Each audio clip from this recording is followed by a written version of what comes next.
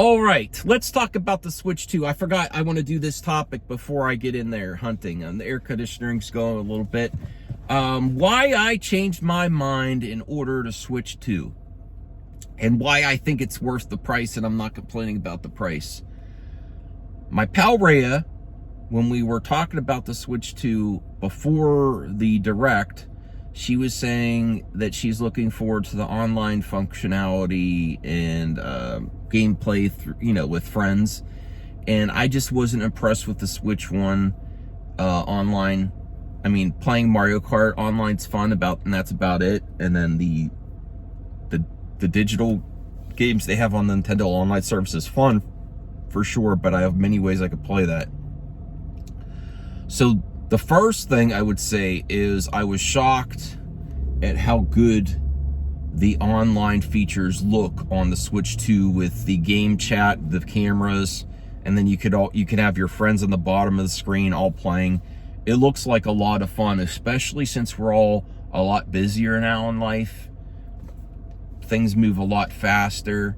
It's a lot more plausible to get some friends together for a Switch session across the country than it is to get people in your living room.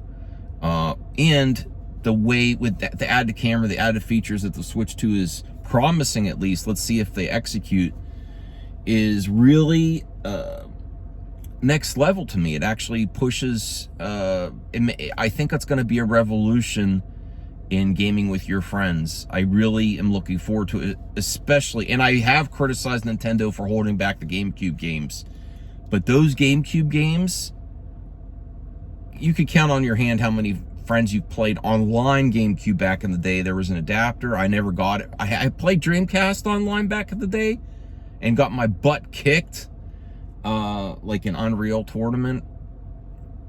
But I never played GameCube back in the day, and I'm really looking forward to playing looking forward to playing F-Zero, Mario Kart Double Dash online once they announce that. That's going to be a game changer.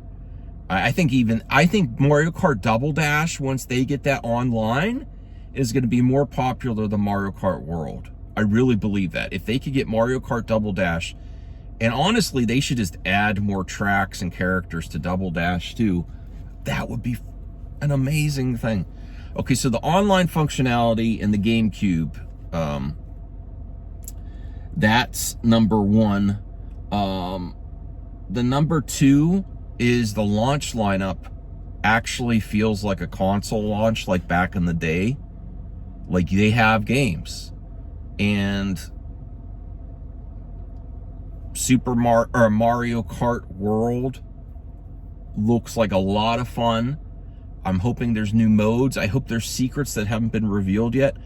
There's got to be more to this world and caution. It's an open world, so I really still think Mario and the characters could get off their vehicles and explore the world a little bit and look for costumes at the very least. And there could be more there, or there's an elimination mode now, which sounds like a lot of fun. Like, if you're in last place, you get eliminated. And I'm thinking, because they have this progression of you keep racing when you go to the next track, that they're going to have a game mode that's just you race every track in the game consistently in like an enduro race, like the whole game. I'm thinking there's lots of possibilities. I hope they give more modes, because Mario Kart 8, if you're not going to like really revolutionize the kart racing mechanic as it is, the thing you could do is add a lot of new unique modes to this next gen, especially since this open world. The possibilities are pretty much endless. So I hope they don't stop there. Okay, but the launch lineup, you have Super Mario or Mario Kart World, Donkey Kong Bonanza, Metroid Prime 4, and then there's also fast racing. It used to be called RX. They released one for the Wii U. They keep changing their name. And then they launched a version for the Switch, and now they have one for the Switch 2, and it's like it's almost like F-Zero and Wipeout, but not exactly. And then also Cyberpunk looks really legit. I know it's an older game, but everything all on the cart. There's even a new game by the people that from software that made Elden Ring. So the launch lineup actually feels like a console launch, you know? And then the third reason, as a Nintendo fan, I don't have a problem with the $80 price tag, because Nintendo games are extremely replayable and keep the majority of their value.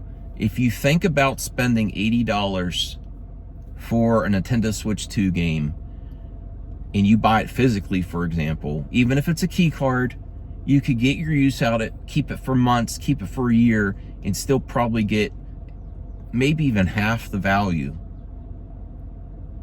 or trade. And then the third or the fourth, what was I on, 30 or 4? Whatever. I gotta get tape hunting. I really like the borrow function. I know that's for digital. My nieces, I would prefer, I would never let them borrow one of my physical games, because I'm not getting into the reason because, but I really have to be sure you're going to take good care of my games. But digitally, I would let my family borrow my games. And there's some games that I'm probably going to get digitally, especially my wife. I'm thinking the new Pokemon game, I'll probably buy her digitally. Most likely. Maybe I would still get the physical. I don't know. But there's options there. And I'm really looking forward to those options. So the console launch, that's the other thing, the launch lineup. And then I'll say number 4 then. Number 4 is the games themselves look like they're built from the ground up, like new animations, new character models. And I think the Switch generation wasn't prepared for this because they got a lot of reworked games from the Wii U era. But this is Nintendo, AAA Nintendo, you know, and I am not afraid to pay for that. I'm just not going to buy a bunch of Nintendo games. The first one I'm probably, Mario Kart World, which was in my bundle. And then the other one is Donkey Kong Bonanza, is the only one I plan to get for, and Fast, that racing game, but that's digital. I wish that was physical, but that's digital. So that's why I changed my mind on getting the Switch 2. I wasn't going to get it. They impressed me with the launch lineup. This feels like a much better launch than the PlayStation 5 or the Series X. And I don't know, like, if you're really complaining about current gen and lack of games and lack of curated experience for a console launch, you don't get console launches like this anymore. And that's why I'm happy I got my pre-order in. But now I'm going to go hunting. And please join me on my Tape Hunter series here.